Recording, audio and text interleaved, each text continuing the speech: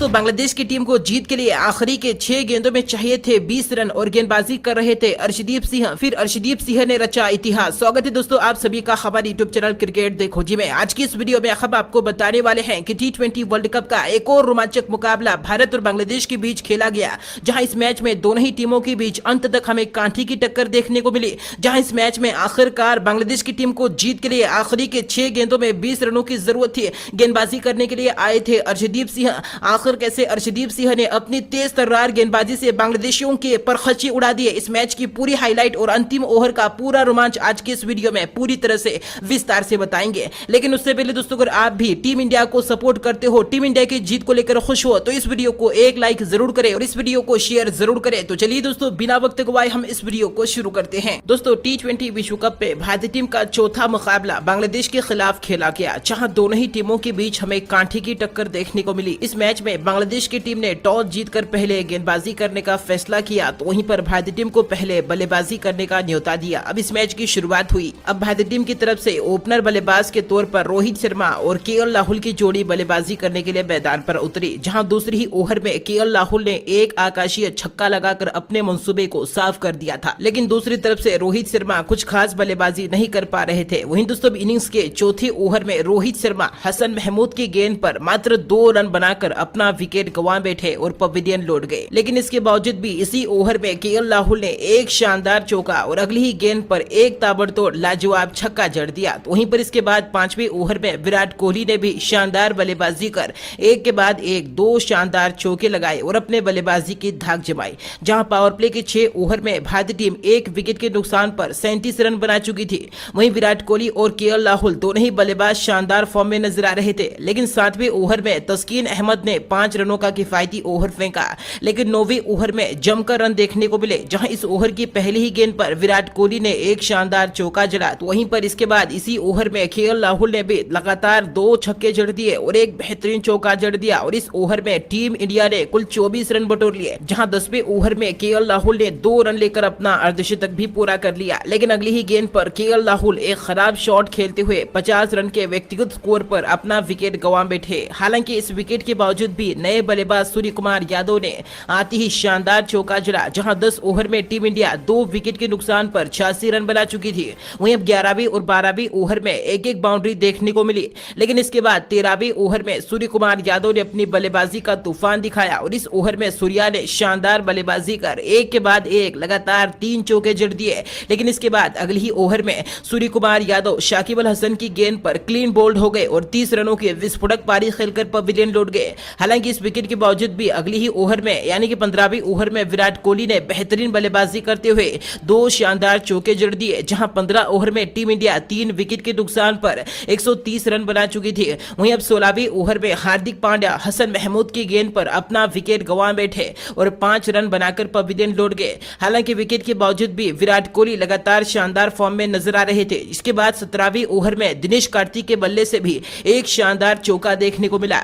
लेकिन इसी ओवर में विराट कोहली ने भी 2 रन लेकर अपना अर्धशतक पूरा कर लिया। इसके बाद अगली ही गेंद पर दिनेश कार्तिक भी रनआउट का शिकार हो गए और 7 रन बनाकर पवेलियन लौट गए। इसके बाद नए बल्लेबाज अक्षर पटेल भी ज्यादा देर तक नहीं टिक पाए और 19वें ओवर में 7 रन बनाकर अक्षर भी आउट हो गए। हालांकि इस विकेट के बावजूद भी इसी ओवर में विराट कोहली ने एक चौका और एक शानदार आकाशीय छक्का जड़ दिया और टीम इंडिया का स्कोर तेजी से बढ़ाने में काम किया। इसके बाद इनिंग्स के आखिरी ओवर में रविचंद्रन अश्विन ने पहले तो एक गगनचुंबी छक्का लगाया, तो वहीं पर इसके बाद अगली ही गेंद पर अश्विन ने एक शानदार चौका जड़ा।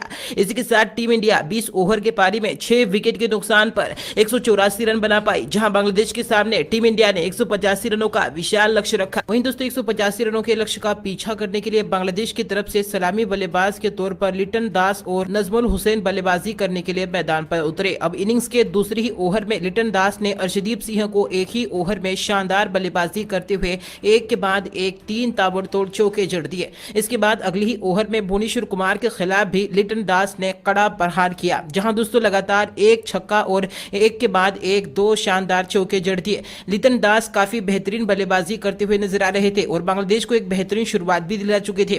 जहां दोस्तों अब दूसरी तरफ से नजमुल हुसैन बेहद ही धीमी गति की बल्लेबाजी कर रहे थे। वहीं दोस्तों 5वें ओवर में लिटन दास के बल्ले से एक और आकाशीय छक्का देखने को मिला। इसके बाद अगली ही ओवर में मोहम्मद शमी की गेंद पर लिटन दास ने एक और करारा चौका चौका जड़ा और अगली ही गेंद पर एक गगनचुंबी छक्का लगाकर मात्र 21 गेंदों में ही अपना अर्धशतक पूरा कर लिया। पावर प्ले के 6 ओवर में ही बांग्लादेश की टीम बिना कोई विकेट गंवाए 60 रन बना चुकी थी। भारतीय टीम लगातार विकेट की तलाश में थी, लेकिन कोई भी गेंदबाज विकेट हासिल नहीं कर पा रहा था। लेकिन 7वें ओवर में कंप्लीट होने के बाद बारिश की वजह से मैच को रोकना पड़ा। वहीं दोस्तों बारिश के कारण मैच को अब 16 ओवर का सेट किया गया, जहां बांग्लादेश की टीम को जीत के लिए आखिरी के 9 ओवर में 85 रनों की जरूरत थी। अब दोस्तों बारिश के बाद खेल शुरू हुआ। भारतीय टीम को पहली ही सफलता लिटन दास के रूप में मिली। जी हां दोस्तों, लिटन दास 8वें ओवर के दूसरी ही गेंद पर रनआउट का शिकार हो गए और 60 रनों की तूफानी पारी खेलकर पवेलियन लौट गए। हालांकि इस विकेट के बावजूद भी इसी ओवर में नाजिमुल हुसैन ने एक बेहतरीन चौका जड़ा। वहीं अगली ही ओवर में एक गगनचुंबी छक्का भी जड़ दिया।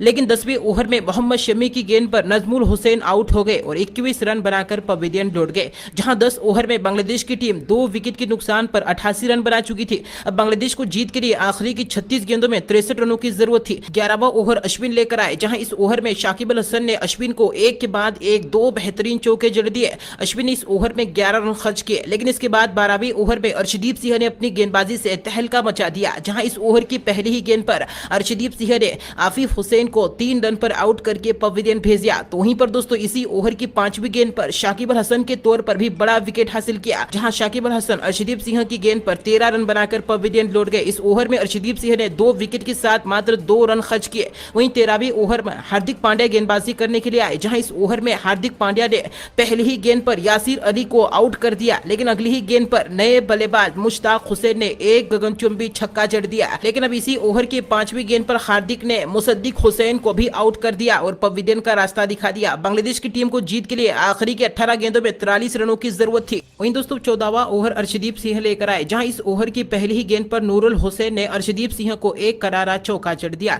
इस ओवर में अर्शदीप सिंह ने कुल 12 रन खर्च किए। अब बांग्लादेश को जीत के लिए आखिरी के 12 गेंदों में 31 रनों की जरूरत थी। 15वां निर्णायक ओवर हार्दिक पांड्या लेकर आए। इस ओवर की पहली ही गेंद पर तस्कीन अहमद ने एक बेहतरीन चौका जड़ा और ओवर की तीसरी गेंद पर एक गगनचुंबी छक्का जड़ दिया। बांग्लादेश की जीत की उम्मीदें काफी बढ़ गई थी। अब बांग्लादेश को जीत के लिए आखिरी की 6 गेंदों में 20 रनों की जरूरत थी, जहां दोस्तों आखिरी और निर्णायक ओवर अर्शदीप सिंह को सौंपा गया। अब ओवर की पहली ही गेंद पर तस्कीन अहमद ने 1 रन लिया, लेकिन अगली ही गेंद पर नूरुल हसन ने एक गगनचुंबी छक्का जड़ दिया। अब आखिरी की 3 गेंदों में बांग्लादेश को जीत के लिए 13 रनों की जरूरत थी, जहां अब ओवर की चौथी गेंद पर नूरुल हसन ने 2 रन लिए। वहीं दोस्तों अगली ही गेंद पर एक करारा चौका जड़ दिया। अब बांग्लादेश को जीत के लिए आखिरी के एक गेंद पर 7 रनों की जरूरत थी, लेकिन नूरुल हसन आखिरी गेंद पर बाउंड्री नहीं लगा पाए और भारतीय टीम ने इस मैच को मात्र 5 रन से जीत लिया। दोस्तों ऐसे में बांग्लादेश की इस हार पर और भारतीय टीम की जीत पर आपकी महत्वपूर्ण राय क्या है, उसका जवाब आप हमें कमेंट करके जरूर दें। धन्यवाद।